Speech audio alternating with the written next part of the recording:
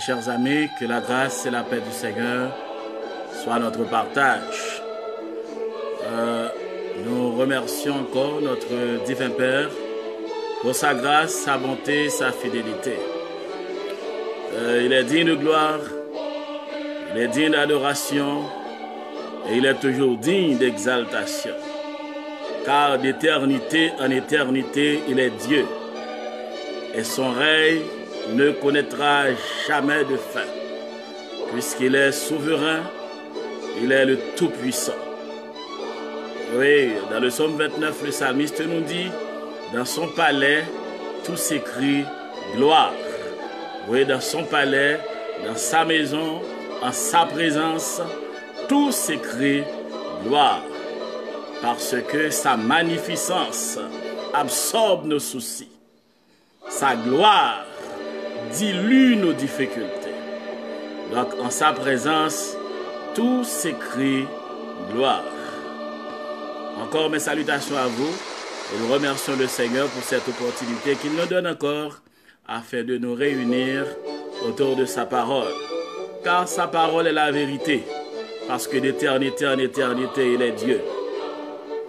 Je vous salue là où vous vous trouvez et sur n'importe quel continent, nous te saluons dans le nom de Jésus-Christ.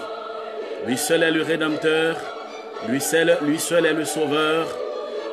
Il n'y a point d'autre à part lui qui sauve et qui a accepté de donner sa vie pour l'humanité sur le bois du Calvaire.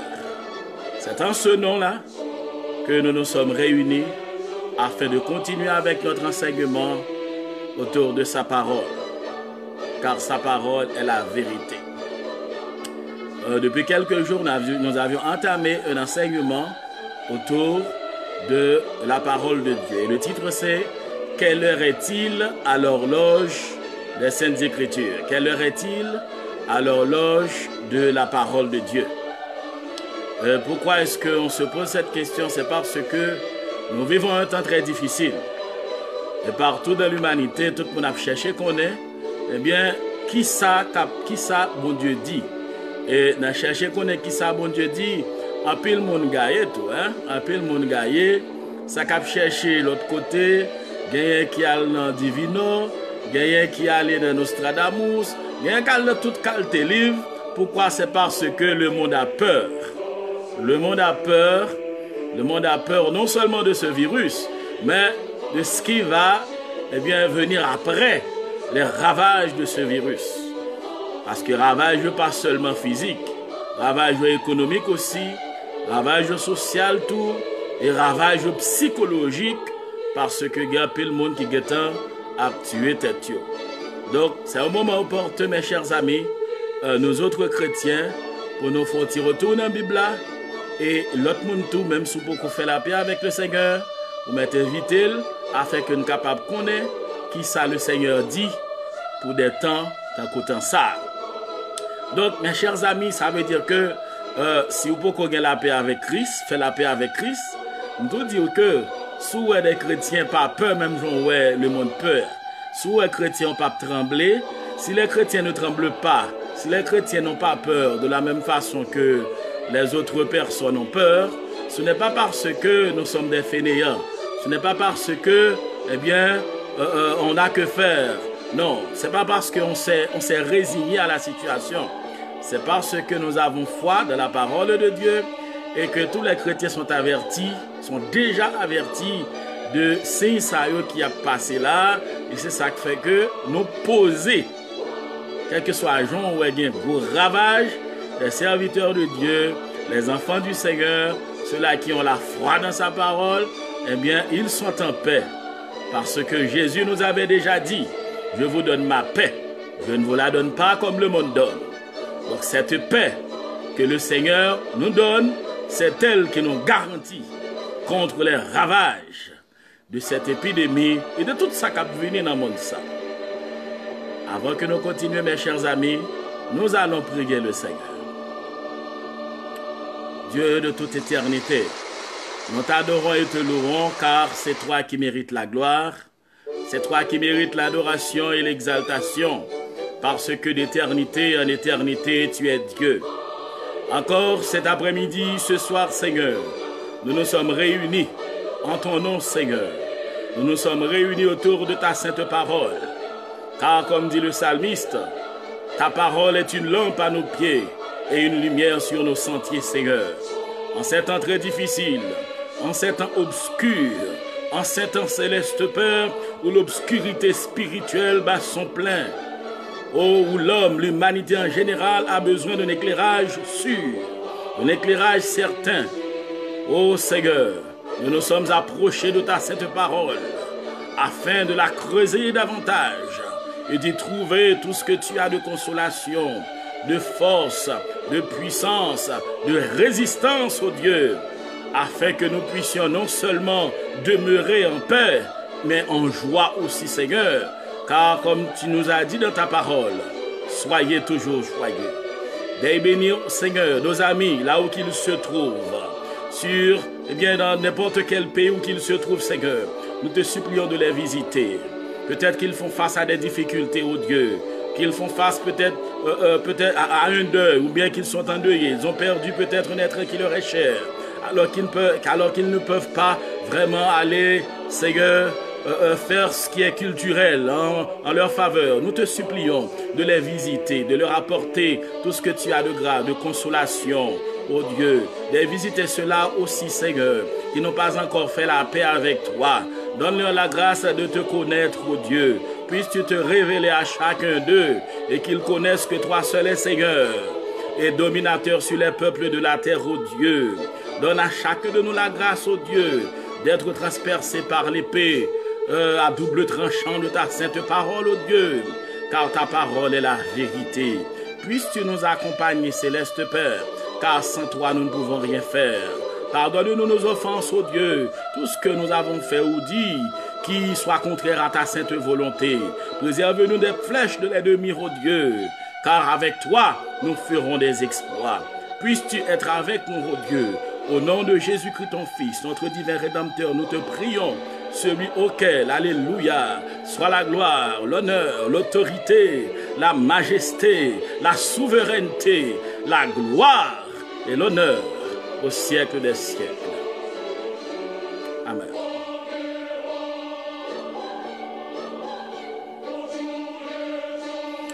Mes chers amis, encore nous venons autour de la parole du Seigneur.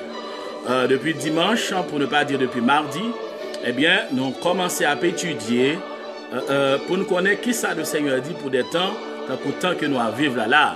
Nous avons étudié le songe, la grande statue que dans le songe que Nebuchadnezzar a gagné, était fait, était oublié. Vous songez toute cérémonie Nebuchadnezzar a fait pour être oublié songe là, parce que Nebuchadnezzar a peur.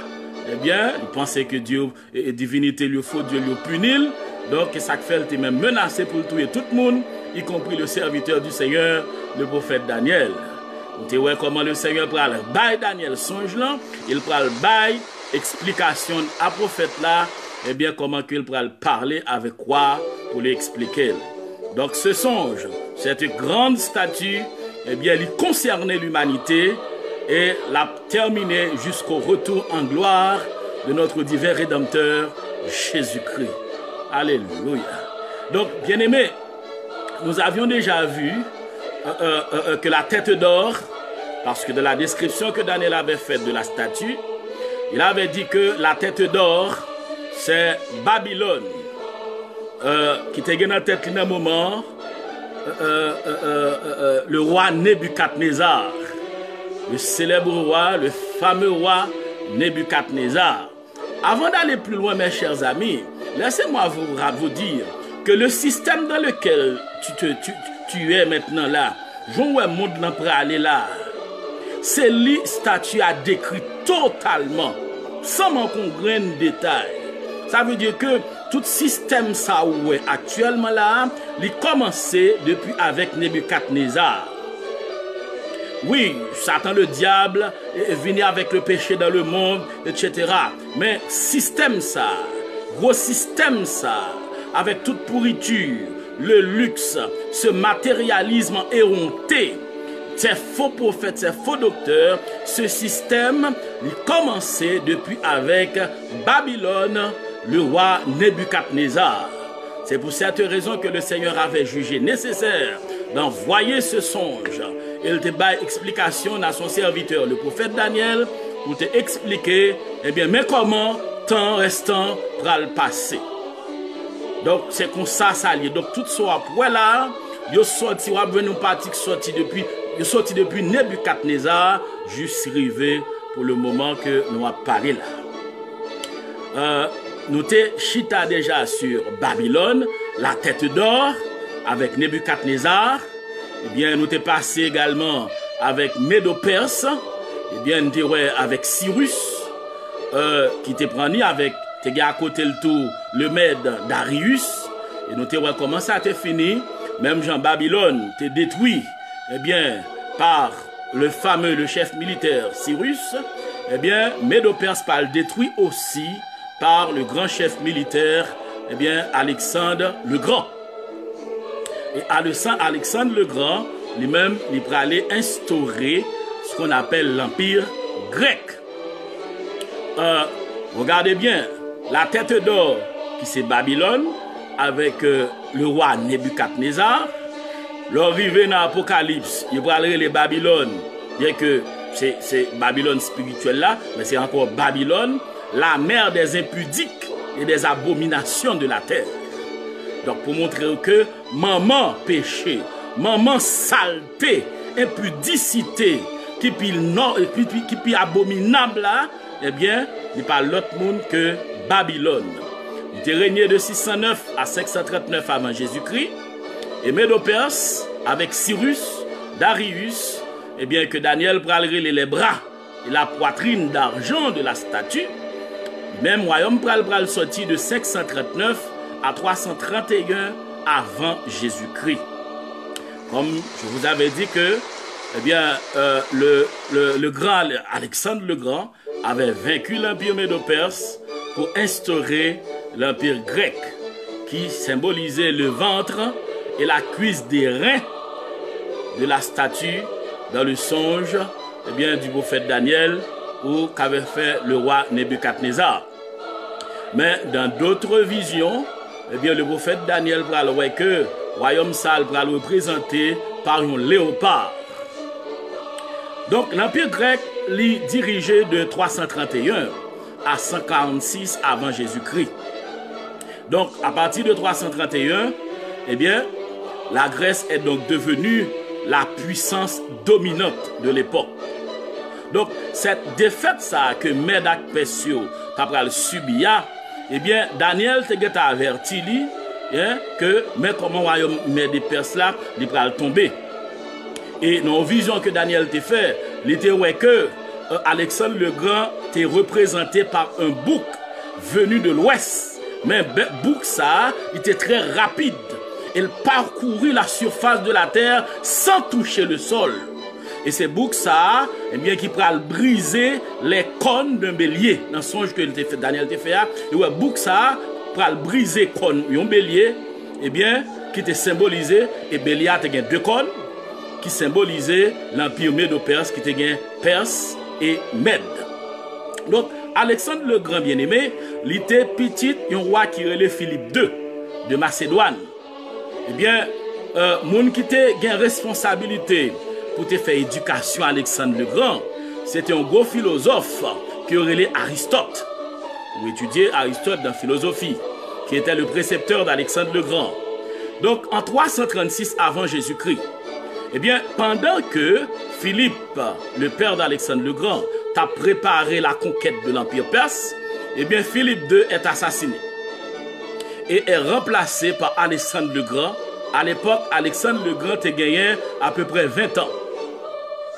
Donc, monsieur venu roi de Macédoine et il vient révéler un insatiable conquérant, il va jamais satisfaire la courir tant que Daniel dans la vision, tant qu'on bouc, la courir à toute vitesse, la chercher à accaparer d'autres territoires.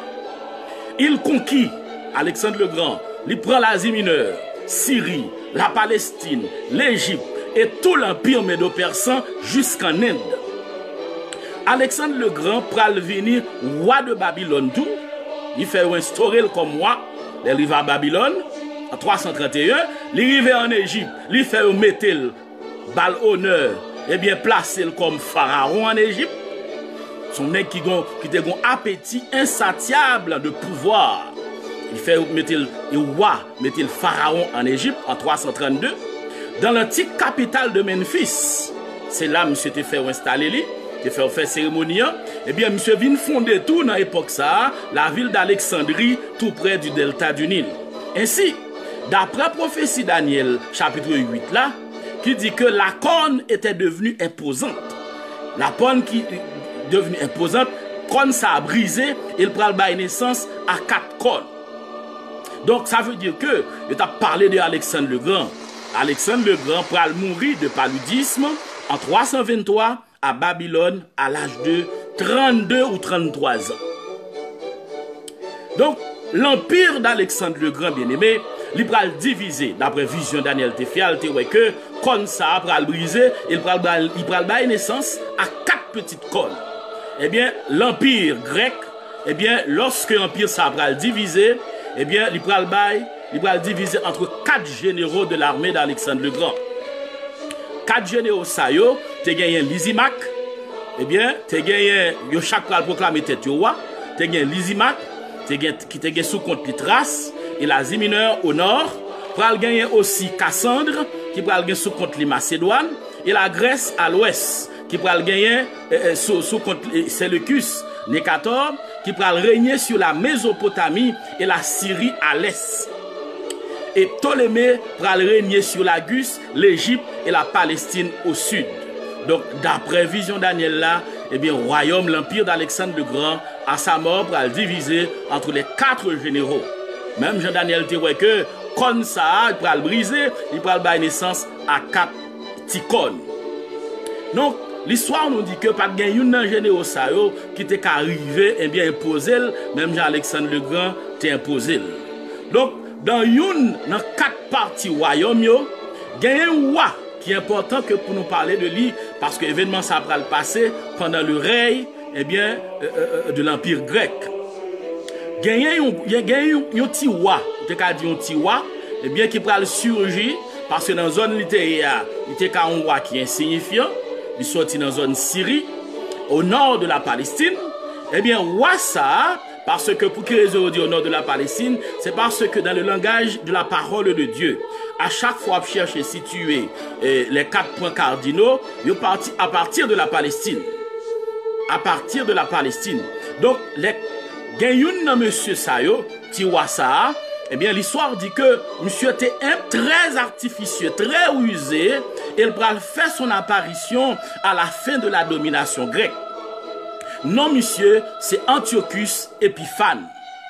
Monsieur régnait sur Syrie de 175 à 164. Alors, pendant un broglio, 4 généraux prend chaque pour un parti.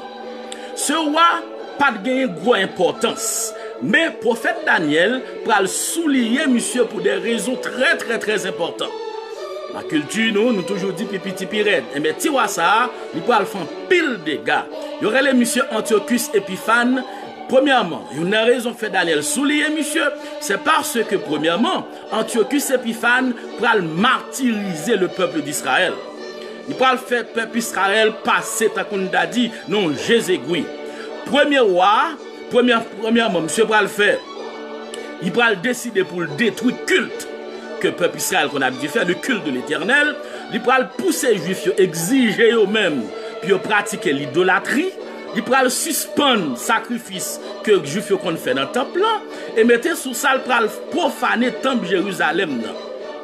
Monsieur pas satisfait toujours, on va parler de Antiochus Épiphane. Monsieur pral empêcher, interdit même la pratique de la circoncision. Et il pral essayer même détruire tout exemplaire du livre de la loi, le décalogue là. Monsieur fait des bagailles que dans pire aucun roi avant pas aussi cruel comme ça. C'est comme si que ça bon Dieu même monsieur en a fait. Deuxième raison, non seulement pour qu'on ait deuxième raison, non seulement monsieur cherchait pour le détruire, mettre du feu tout exemplaire décalogue là, monsieur décidé, lui déterminé en dans temple même pour la faire adorer Zeus ou bien Jupiter. Parce que pour Antiochus Épiphane, lui-même, c'est lui-même qui était Dieu, c'est lui qui était Jupiter là, donc faut qu'il adore. Qui ça, monsieur pral fait encore plus grave, ou connaît comment la parole de Dieu, surtout dans la loi, on considère le porc, P-O-R-C, eh bien, monsieur pral fait, il entré avec une femelle de porc, il pral faire sacrifice avec elle en deux temple. Pour le bail, pour le capable de satisfaire avec Jupiter. Donc, bien aimé, c'est bagaille grave, monsieur pral fait là. Et c'est ça que fait Daniel, pral relayer ça, l'abomination du dévastateur. Et le Seigneur Jésus-Christ de Matthieu 24, il pral faire référence à ça, lorsqu'il dit que, lorsque vous verrez, eh bien, l'abomination de la désolation s'établit en lieu saint, que celui qui lit fasse attention. Donc à partir de paroles ça, senti que le Seigneur Jésus te contrôle ça qui a passé là, donc obligé de faire référence à elle pour qu'on ait qui message mettre la quitter pour des serviteurs de Dieu qui vivent dans le dernier temps. Deuxième sanction qui Épiphane va le faire, donc monsieur pas satisfait, il prend un cochon, une femelle cochon, il prend l'entraîne dans le temple avec lui pour lui, eh bien, fait sacrifice avec elle, et il va l'installer, eh bien, comme Dieu, pour faire le culte de Jupiter. Deuxième, ça, Antiochus Épiphane va le faire, qui raison qui fait que le prophète Daniel va le souligner, monsieur, c'est parce que Antiochus Épiphane est un type de l'Antichrist. Antiochus Épiphane est un type de l'Antichrist. Parce que ce petit roi, Daniel va le monsieur, cette petite corne, eh bien, il va opposer violemment à Dieu. Et c'est comme ça, Antichrist à pied. Il va opposer violemment à Dieu. Ça veut dire que monsieur fait bagaille que même Nebuchadnezzar n'a pas fait. Nebuchadnezzar était orgueilleux. Mais il n'est pas arrivé dans l'état Antiochus Épiphane. Daniel 8, verset 17, dit, Gabriel me dit, sois attentif, fils de l'homme, car la vision concerne un temps qui sera la fin. Donc, lorsque Daniel a une vision sous dossier ça, Gabriel, ange Gabriel, dit, Daniel, faites attention, vision ça concernait le temps de la fin. Et nous attendons la fin, donc l'important pour nous connaître, pour quelle raison, eh bien, le Seigneur quitte parole ça pour nous capables vigilants, eh bien, dans ça que nous avons, dans ça que nous attendons. Dans Daniel chapitre 8, le verset 19, eh bien, il dit, puis il me dit, je vais t'apprendre ce qui arrivera au terme de la colère, car il y a un temps marqué pour la fin. Daniel 8, verset 26 nous dit encore, pour toi, ça est l'ange qui parle à Daniel, tiens secrète cette vision, car elle se rapporte à des temps éloignés. Donc, bien aimé, la civilisation grecque, du moins la culture grecque, appelée aussi période helléniste, eh bien, c'est une civilisation qui était très éclairée. En art, les arts, pral connaît un épanouissement certain pendant la culture, pendant la période grecque, des scientifiques, des mathématiciens et des astronomes, eh bien, pral prendre naissance. Toute discipline ça yo, pral élargir considérablement. Par exemple, vous connaissez un type tant Archimède, c'est dans l'époque Salbralier, Euclide et Eratosthène. Tout le monde ça yo, c'est des gens qui pral prendre évoluer dans l'époque sous l'empire grec. Donc la diffusion de la culture grecque était très importante et attirait même l'admiration des Romains. La culture grecque, c'est vraiment pile monde qui remeni et même les Romains qui appréciaient la culture grecque. Donc, bien aimé, la domination grecque a été de très courte durée. L'histoire nous dit que sa culture s'est considérablement répandue. Sa langue aussi, langue grecque là, il pral tellement répandu, même dans la culture romaine, la langue grecque va s'imposer. Et jusqu'à présent. Donc, la langue, même si grec là, sont langue qui morte, mais on va voir que dans pile bagaille, eh bien, qui viennent originaux de la langue grecque. Donc, la langue grecque va devenir une langue administrative et ça va aussi contribuer à l'expansion du christianisme dans la Méditerranée.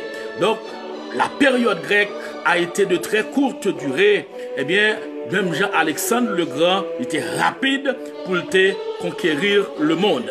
Mais malgré que Alexandre le Grand est rapide pour conquérir le monde, malgré la courte durée eh bien, de la période grecque, mais il quitte empreinte sous le monde là et empreinte jusqu'à présent, jusqu'à nos jours. Donc c'est ça, troisième royaume là, qui c'est le royaume grec. L'empire grec, eh bien, avec Alexandre le Grand qui prend fin. N'a pas rappelé où qu'on ensemble avec nous, n'a suivi l'émission que nous gagnons sur notre série Quelle heure est-il à l'horloge prophétique de la parole du Seigneur. Encore n'a pas rappelé où que en tant qu'enfant de Dieu, le Seigneur nous a laissé sa parole afin que nous sachions quelle heure est-il, afin que nous puissions nous situer dans le temps et dans l'espace, et de cette façon, pour nous servir bon Dieu davantage, servir bon Dieu bien, servir bon Dieu mieux, pour ne pas ni troubler, ni perturber de ça nous tendait, de ça nous ouais, qui a passé dans ce monde.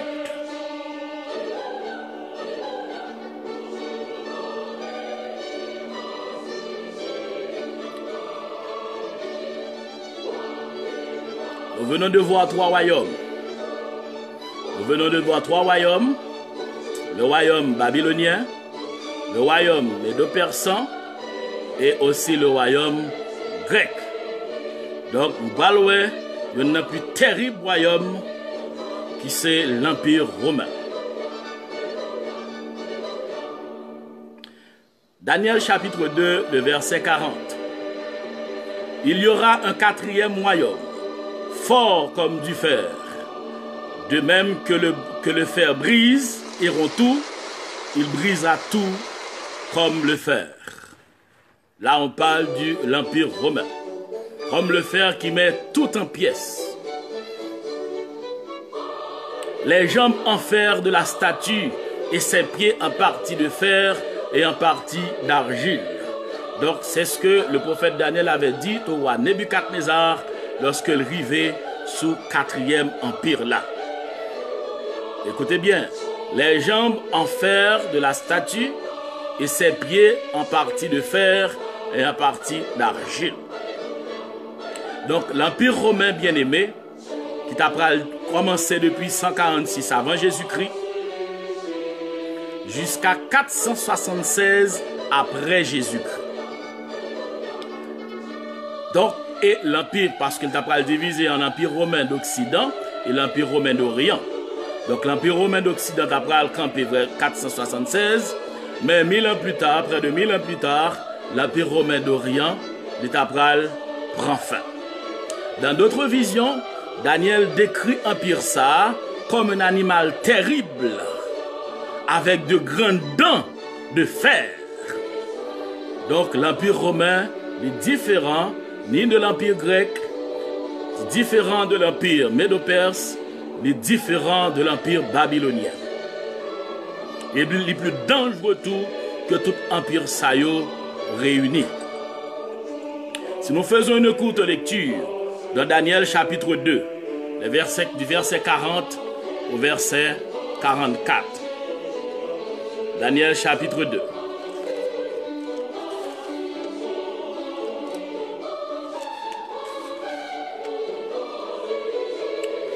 Il y aura un quatrième royaume fort comme du fer. De même que le fer brise et rompt tout, il brisera et rompra tout comme le fer qui met tout en pièces. Et comme tu as vu les pieds et les orteils en partie d'argile, de potier et en partie de fer, ce royaume sera divisé, mais il y aura en lui quelque chose de la force du fer, parce que tu as vu le fer mêlé avec l'argile. Et comme les doigts, les pieds étaient en partie de fer et en partie d'argile, ce royaume sera en partie fort et en partie fragile. Tu as vu le fer mêlé avec l'argile parce qu'ils se mêleront par des alliances humaines, mais ils ne seront point unis l'un à l'autre. De même que le fer ne s'allie point avec l'argile. Dans les temps de ces rois, le Dieu des cieux suscitera un royaume qui ne sera jamais détruit et qui ne passera point sous la domination de notre peuple. Il brisera et anéantira tous ces royaumes-là, et lui-même subsistera éternellement. Donc, bien-aimés, ça c'est le dernier royaume de la statue. C'est le dernier royaume. Et c'est le royaume le plus terrible. Le plus terrible. Peut-être ça correspond avec un proverbe que nous aimons dire, lorsque elle fait plus noir, c'est jour pour le jour. Quand on prend Babylone, c'est terrible aussi. Eh bien, on prend Médo-Perse, terrible aussi. La Grèce, mais l'arrivée sous l'Empire romain, la Bible a dit que cet empire était différent de tous les autres empires. L'Empire romain pral détruire Carthage en 146. Rome attaquait la Grèce. Rome détruit Corinthe en façon pour l'élargir territoire. Sous la conduite de Jules César, Rome pral mourir après toute frappe ça yo. Il pral mourir assassiné. Mais son fils adoptif, eh bien, qui est Octave, pral régner à sa place. Et c'est monsieur qui pral réussir grâce au Sénat romain à devenir le premier empereur de Rome. Ça fait pral relais monsieur César Auguste. Et c'est à ce moment-là que l'Empire romain va véritablement démarrer. C'était sous le règne d'Auguste, César Auguste. Et en même temps, on a rappelé que c'était sous le règne de César Auguste que le Seigneur Jésus-Christ était venu dans ce monde. Le Seigneur Jésus-Christ avait été naquis, eh bien, sous le règne de César Auguste, d'après Luc chapitre 2, les versets 1 à 6. Il va y avoir le règne de Tibère, de 14 à 37. Tibère va régner pendant le ministère de Jésus, eh bien, et à ce moment-là, Ponce Pilate était gouverneur de Judée. Luc chapitre 3, le verset 1er. Mais selon la tradition, Rome serait bâtie sur cette colline. Sur cette colline. Donc, nous comprenons que dans le livre de l'Apocalypse, eh bien, Jean pral dit Jean que cette femme que tu as vue, l'Ichita sur cette montagne. C'est comme ça qu'on pral symboliser Rome, et plus particulièrement Rome religieuse. Donc, bien aimé, on distingue près de 3 étapes dans l'histoire de l'Empire romain. La première étape, gagner la période royale. Pral gagner aussi à Rome, période royale, où Rome était gouverné par près de 7 rois, de Romulus jusqu'à Tarquin. Deuxième étape là, dans l'Empire romain, gagner la République. Lorsque Rome sortit côté le Théa, pour le venir là, dans l'époque roi, il pourra le passer dans la République, parce que Rome pourra le venir la première République du monde, de 509 avant Jésus-Christ à 23 avant Jésus-Christ, eh bien, de République, il pourra le passer à l'Empire. L'Empire romain de l'an 23 à 395 avant, eh bien, après Jésus-Christ. Donc, César Auguste, qui, comme je viens de vous le dire, c'est lui-même qui était premier empereur romain, eh bien, sur le plan culturel, bien aimé, Rome pral étendre considérablement. Mais Rome pral approprier de l'héritage grec. Parce que depuis à l'époque de la culture grecque, eh bien, les Romains étaient fascinés par eh bien, la culture, la civilisation grecque. Donc, la culture grecque pral fortement influencer les Romains, surtout au IIIe siècle. Et puis, ça fait que Rome va venir avec ce qu'on appelle la paix romaine, la Pax Romana, et c'est cette paix qui va favoriser le développement de modèles éducatifs et culturels de haut niveau dans la société romaine. Donc, eh bien, il va utiliser les œuvres des auteurs grecs, même si Rome eh bien, coloniser la grecque, bien poser lui, mais Rome, eh bien, tu apprécié la culture et la science grecque. Et ça fait utiliser des œuvres, eh bien, que des auteurs grecs t'ont fait. Par exemple, il te prend l'Iliade, le type de poème, l'Odyssée de Homère, des écrivains latins comme Virgile, eh bien, Rome te prend toutes met ensemble qui ont contribué à l'avancement de sa culture. Rome, bien aimé, avait imposé sa culture au monde. Rome, puisque c'est la superpuissance, il a imposé culture à monde là. Il était romaniser toute société que il était arrivé à trouver là-dedans. Donc, tout le monde qui te voulait bénéficier d'un bagage, eh bien, dans mes Rome, faut qu'on te accepter, eh bien, la culture romaine. Faut qu'on te accepter, eh bien, apprendre de Rome et surtout pour apprendre à parler romain. Et à chaque conquête, les Romains qui ça ont été fait, ils ont construit des infrastructures pour capable démontrer leur puissance. Mais des fois, c'est pour améliorer les conditions de vie du peuple qui a été colonisé. Eh bien, pour montrer puissance, pour montrer que Rome, la grandeur de Rome. Et ne pas oublier que l'apôtre Paul, qui était citoyen romain, lorsque l'apôtre Paul était fini et balayé un paquet de coups, eh bien, rivons-le lorsque Paul pral soulever, fait qu'on est que c'est citoyen romain, eh bien, Bourreau a pral trembler, parce qu'on sait très bien que un citoyen romain ou pas qu'à moyen comme ça. Donc, Rome, la citoyenneté romaine, t'es un paquet de grande importance dans l'époque là, bien aimé. Rome t'a fait, par exemple, dans sa culture, il t'a fait des arcs de triomphe en l'honneur des généraux. Il t'a fait aussi construire des aqueducs pour être capable d'acheminer de l'eau potable. Par exemple, le Colisée de Rome et l'amphithéâtre romain, eh bien, toutes ces bagailles que Rome fait, et on a un vestige, bagailles ça jusqu'à présent. Il y a eu des amphithéâtres pour des courses de chars, des pièces de théâtre, et des fameux combats des gladiateurs, dans pile film que on fait sous ça. Mais Rome, pas seulement célèbre dans l'art, dans la civilisation, Rome était tristement célèbre dans la cruauté aussi. Parce que Rome, non, t'a fait construire, à vrai dire, Rome t'a fait construire un grand réseau routier, eh bien, qui relie toutes les provinces romaines.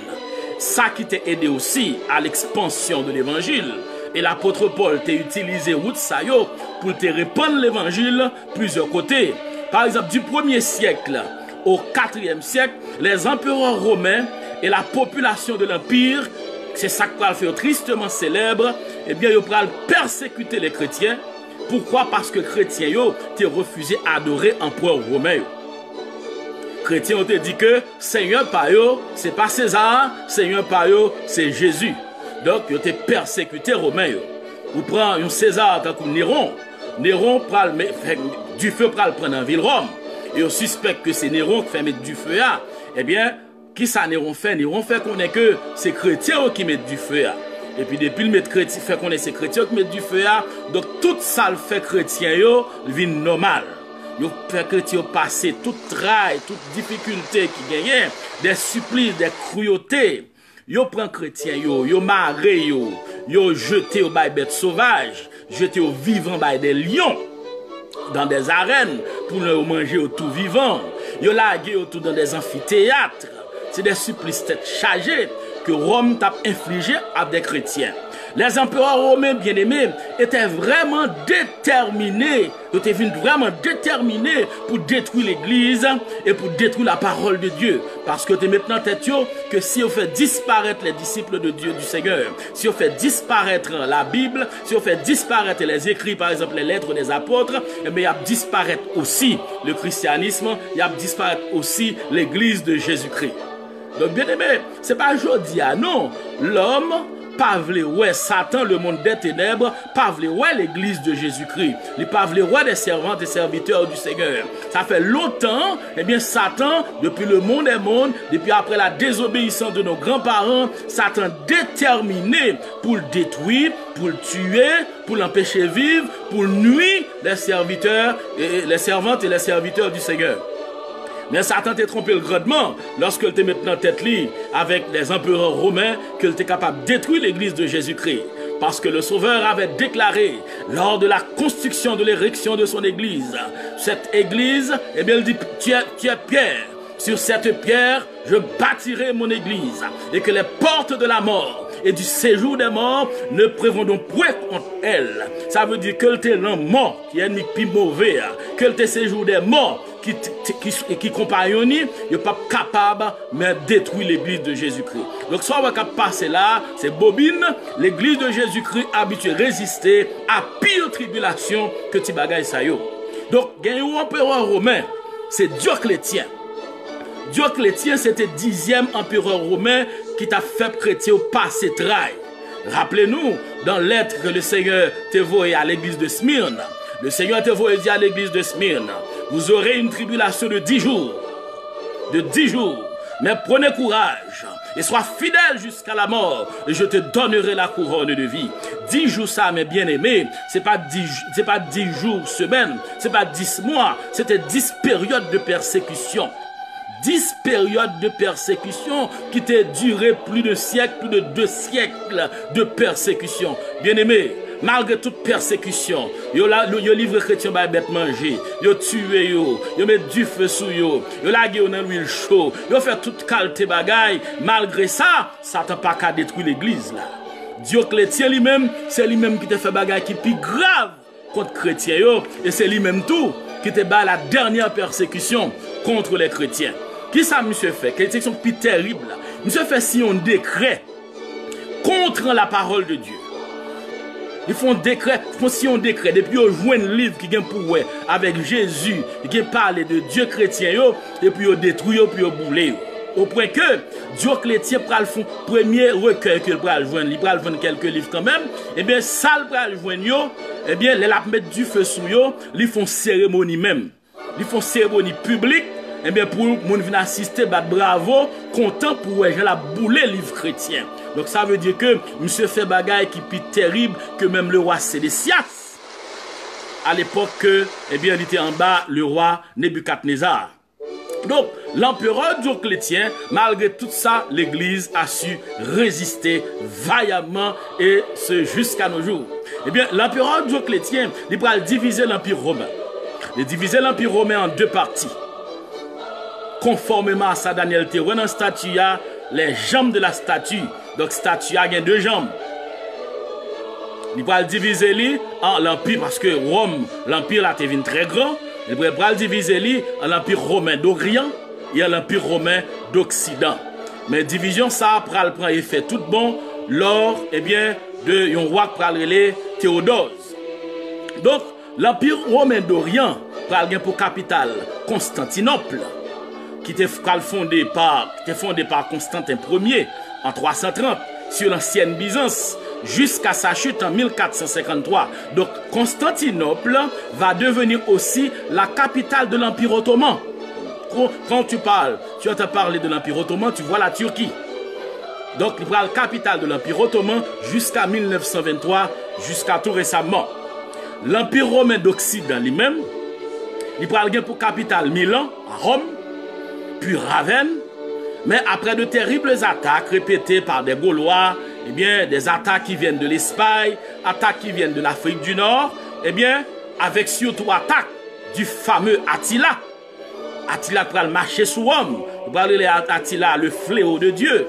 Eh bien, finalement, par une coalition, eh bien, qui va marcher sous Rome, qui va aller là dans les Germains, qui sont les Allemands de nos jours, eh bien, qui va mettre deux Rome à terre. Et c'est comme ça l'Empire romain pour aller effondrer. L'Empire romain d'Occident, il pour aller effondrer. Et le dernier roi de l'Empire romain, le terrain les monsieur Romulus Augustule, eh bien, il pour aller déposer monsieur le 4 septembre 476. Et c'était là la fin, mes chers amis, de ce terrible empire, l'Empire romain. Mais l'Empire romain d'Orient, il va arriver lui-même jusqu'à 1453, près de 1000 ans, jusqu'à ce que lui-même il va tomber. Définitivement.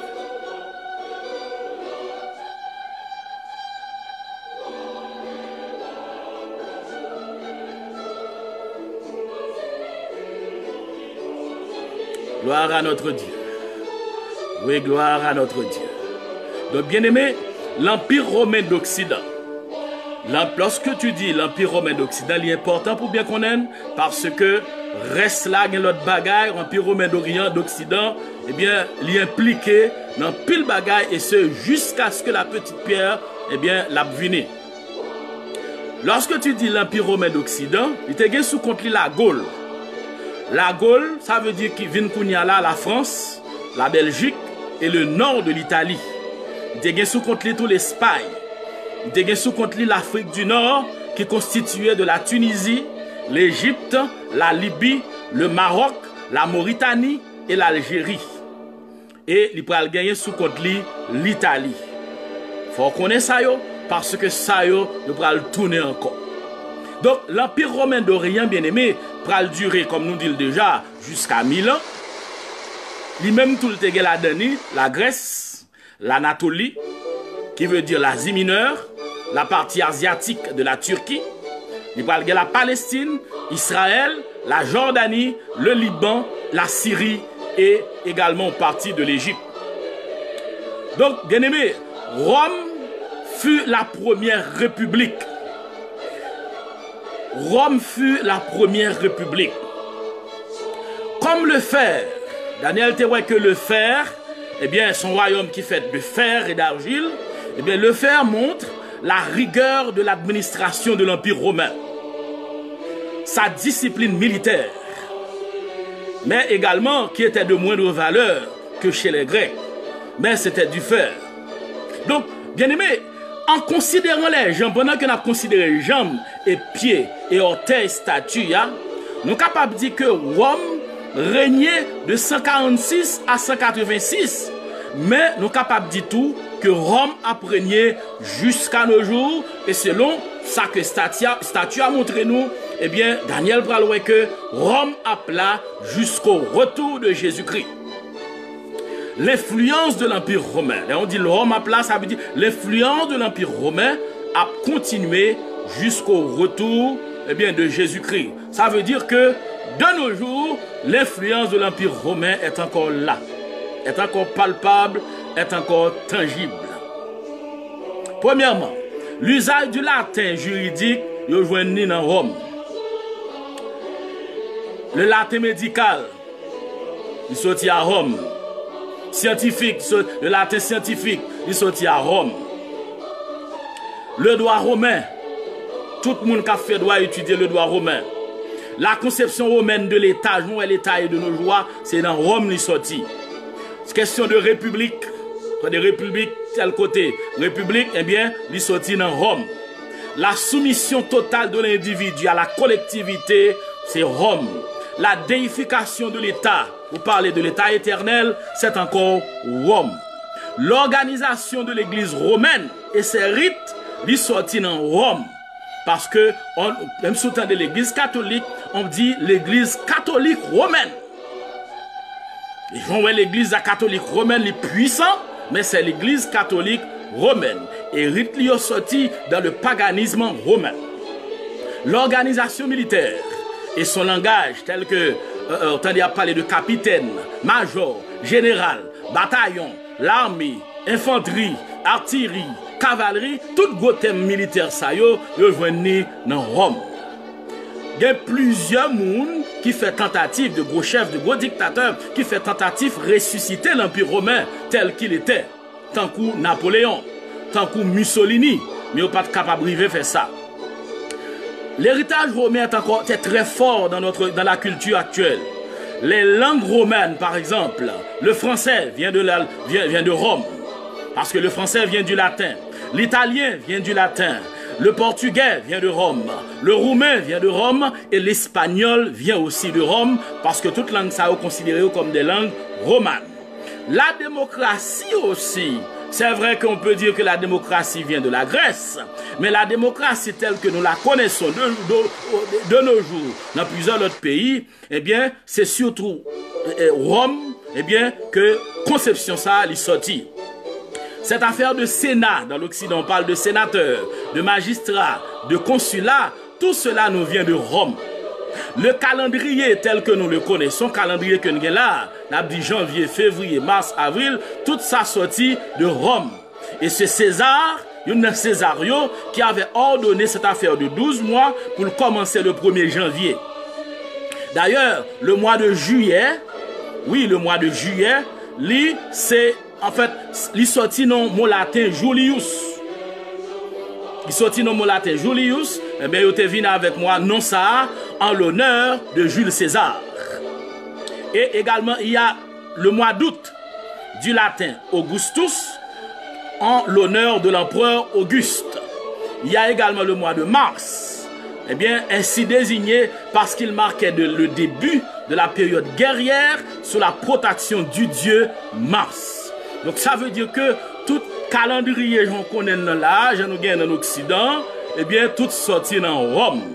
Les chiffres romains sont toujours utilisés de nos jours. À l'école, les chiffres romains nous viennent de Rome. Le forum romain, également, qui te conserve un lieu de rassemblement pour nous mettre ensemble, faire des échanges, eh bien, de nos jours, on tendait à parler de forum de discussion. Tout ça nous vient de Rome. Il y a l'architecture d'une série de banques. Eh bien, c'est inspiré de l'architecture romaine. Par exemple, l'architecture, eh bien, il y a le stade olympique aussi qui s'est inspiré du Colisée de Rome, où se pratiquaient des événements culturels et sportifs. Donc, l'héritage romain est très fort actuellement. C'est vrai, nous n'avons pas une armée romaine telle que ça a été à l'époque de Jésus-Christ, telle que l'armée romaine à l'époque de l'Empire romain, de façon physique, il t'a crasé, brisé. Mais l'influence de Rome est encore palpable et tangible dans la culture occidentale. Et Rome encore là de nos jours. Cependant, le 25 mars 1957, il y a deux traités qui signaient qui côté à Rome.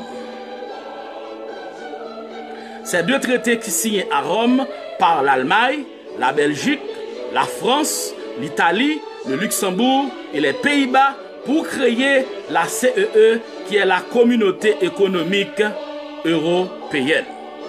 Donc, vous comprenez, Jean, que Rome, très important, parce que c'est Rome tout qui prend le bail antichrist là, qui va l'opposer avec le Seigneur Jésus-Christ.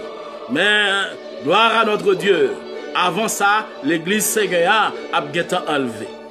Donc, ça veut dire, bien aimé, dans le temps de vivre là, nous vivons sous l'influence même de l'Empire romain, qui est entré dans toute façon que l'Occident a fonctionné. Eh bien, décret ça qui était traité, tout le monde qui t'a étudié la Bible, a posé la question, fait, eh bien, nous senti que n'a pas approché du temps de la fin, parce que c'est 10 orteils qui ont rassemblé là pour bailler naissance avec structure qui pour venir avec l'Antichrist. La CEE créée, eh bien, pour bailler naissance aussi à d'autres institutions, qui est la Commission européenne et également le Conseil des ministres. Une assemblée européenne qui prend naissance à ça que nous connaissons de nos jours, le Parlement européen. Le Comité économique et social européen et la Cour de justice des communautés européennes. Et qui par la suite prend renforcer, traité ça, qui fait depuis 1957, il prend renforcer par le traité de Maastricht en 1992, signé cette fois-ci par 12 pays. Et c'est au même tour qui peut mettre structure pour l'Union européenne. La politique étrangère de l'Europe et également la sécurité commune, la coopération policière et judiciaire en matière pénale. Donc ça veut dire de plus en plus l'Europe a intégré. D'ailleurs, tout pays qui signait dans ça là, il a fait partie de l'Empire romain d'Occident. L'Empire romain d'Occident. Donc ça veut dire que c'est orteils statues qui a rassemblé pour venir bailler naissance, créer vraiment bonne structure pour Antichrist lui-même lui paraître. Ce traité de Maastricht va être renforcé par le traité d'Amsterdam, eh bien le 2 octobre 1997. Ce traité il va renforcé également par le traité de Nice, le 26 février 2001, puis le traité de Lisbonne en 2007. Fois ça qui va le signer par 27 États. Le traité ça va le signer par 27 États. Avant, dans le traité de Maastricht, il y a 12 pays. Eh bien, le vient renforcé en 2007, il va le signer par 27 États. Et les instruments de ratification, s'il vous plaît, de ce traité vont être déposés à Rome. Je le répète, les instruments de ratification de ce traité et du renouvellement qui était fait en 2007 là, ces instruments de ratification vont être déposés à Rome. Qui démontre que Rome est encore là, Rome, son influence est encore puissante est encore tangible, est toujours palpable dans ce monde que nous vivons. Lorsqu'on te dit les instruments de ratification, qu'est-ce que ça veut dire? Instrument de ratification, c'est un type de lettre. C'est la lettre par laquelle un chef d'État ou une autorité compétente confirme la signature de son représentant. Chef d'État pas déplacé, il voit le représentant là le signer pour engager l'État, il a une lettre, eh bien, que le signer par lui-même pour dire que l'État engagé, qui pour accompagner ambassadeur ou bien représentant, eh bien, qui est, puisque ça est l'instrument de ratification, eh bien, yo mettez-li à part, ça veut dire que l'État pays ça, li engagé totalement avec accord ça. Et avec engagement ça, accord avin valide. Sans engagement, accord pas valide. Donc, c'est ce que ça veut dire. Ça veut dire que de nos jours, où est que une crise là, qui a traversé le monde, regardez bien, traité ça, le sorti depuis 1957. Eh bien, il renforcé à plusieurs reprises. En 1992, en 1997, il renforcé en 2001, il renforcé en 2007. Donc, attendons que, après crise ça, ou bien pendant crise là, dans quelques mois ou bien quelques années plus tard, eh bien, pour aller chita encore, puis capable de renégocier, puis capable de rediscuter, puis capable de faire des arrangements, eh bien, avec traité. Parce qu'il n'y a pas très trop longtemps, une grande puissance qui sortit là-dedans. C'est le royaume britannique. Et à cause de crise là, l'Italie, eh bien, sorti pour le faire le bon lui-même. Là, il n'est pas d'accord pour l'être encore parce qu'il senti que, eh bien, monsieur pas comporté comme frère. Eh bien, attendons que, pour l'autre accord, pour le chita parler, qui pourra le faire encore. Déjà, 2 ans plus tard, il y a de cela 2 ans, 1 à 2 ans, eh bien, le président français, a dit que, il est là pour l'Europe chita, puis former une armée avec 10 nations. Donc, bien aimé, les 10 orteils de la statue sont en train de se rassembler. C'est le président français qui avait dit ça, il y a de cela 1 ou 2 ans. Eh bien, les 10 orteils ont besoin de former une armée européenne avec 10 nations. Donc, ça veut dire que les 10 orteils de la statue se rassemblent de plus en plus. De plus en plus, la rassembler, ça fait nous sentir que l'heure parle trop loin pour l'église de Jésus-Christ, il a fait route, parce que tant que la Bible a dit nous, il faut que celui qui le retienne ait disparu. Tant que l'église Jésus-Christ est là, il y a un bagage Satan pas qu'à faire. Tant que l'église Jésus-Christ est là, tant que l'épouse de Jésus-Christ est là, eh bien il y a un bagage diable pas qu'à faire, parce que l'épouse de Jésus-Christ est encore là. Mais ça n'a pas empêché que il y a un gros rassemblement qui a fait. Il y a tant nous dans le jour pour le là. Dans le mois pour le là, il y a des gros traités pour le signer. Il y a de grosses décisions pour le prendre. D'ailleurs, il y a des grosses décisions que tu prendre en mai à là, mais à cause de bagaille virus ça, ils ont envoyé. Il y a des grosses décisions pour le prendre pour rassembler le monde davantage et puis venir avec un seul monde qui a dirigé. Donc, tout ça, c'est surtout dans l'influence de Rome. Et encore, très grande sur les pays et les dirigeants. Donc, nous comprenons pour quelle raison, mes chers amis.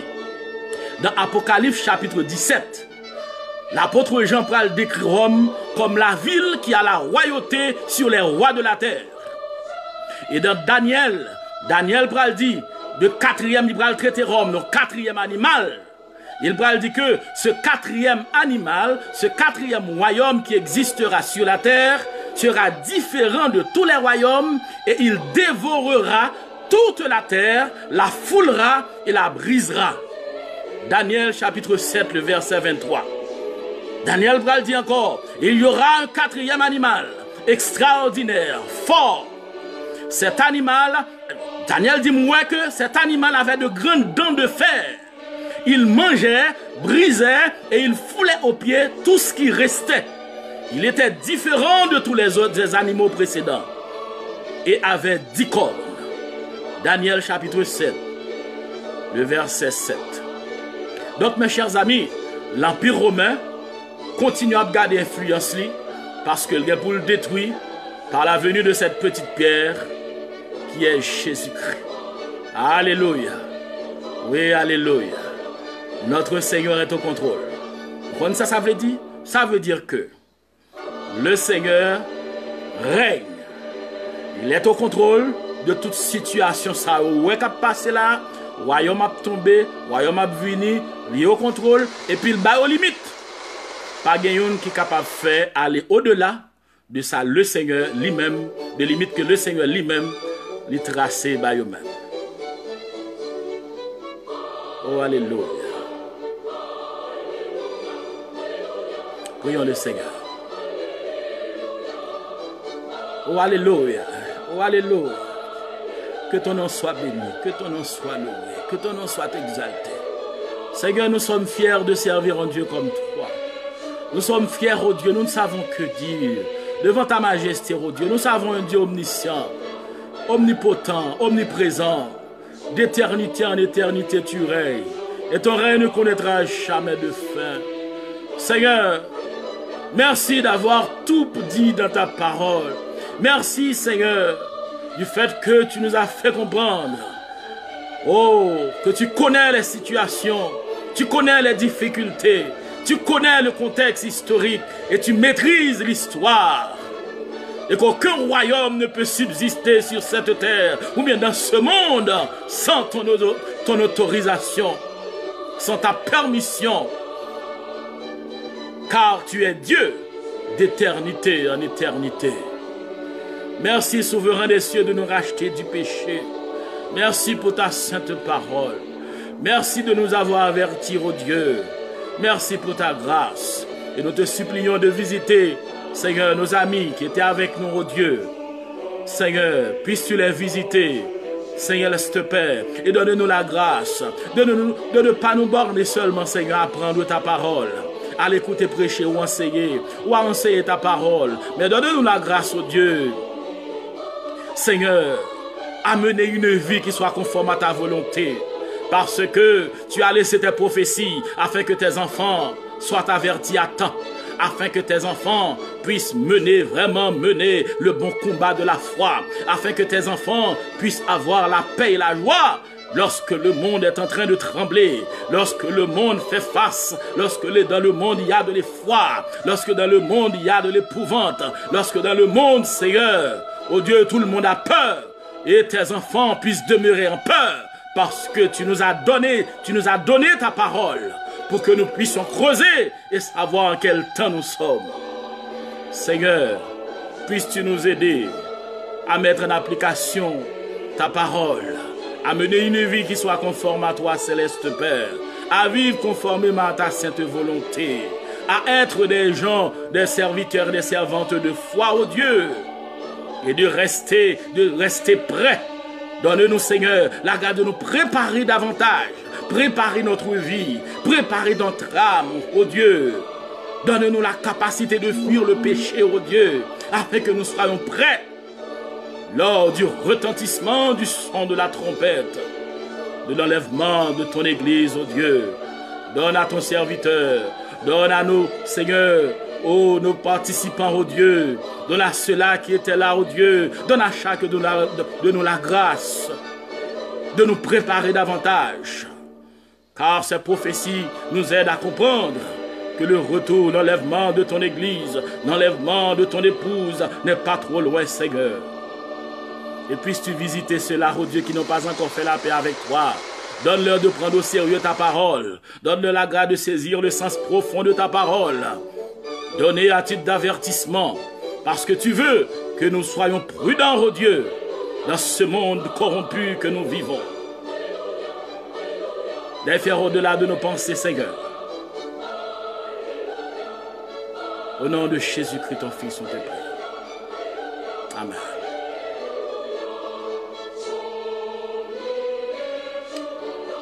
Oh, alléluia, mes chers amis. Alléluia. Alléluia. Et non seulement nous remercions les Seigneurs, mais vous et moi, nous devons prendre la parole du Seigneur au sérieux. Donc tout cela nous apprend que le Seigneur est au contrôle. Le Seigneur est au contrôle, mes chers amis. De la situation.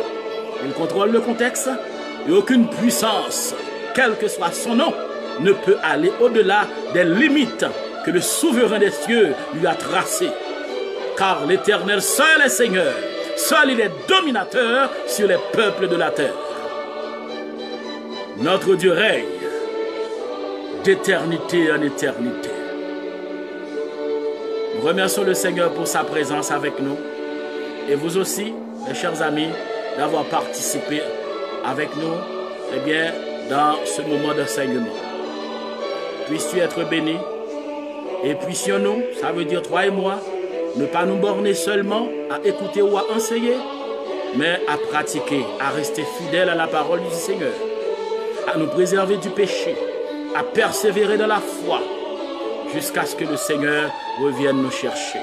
Parce que les prophéties nous mettent en garde que le retour de notre divin Seigneur n'est pas trop loin. Et plus particulièrement l'enlèvement de son Église est très proche.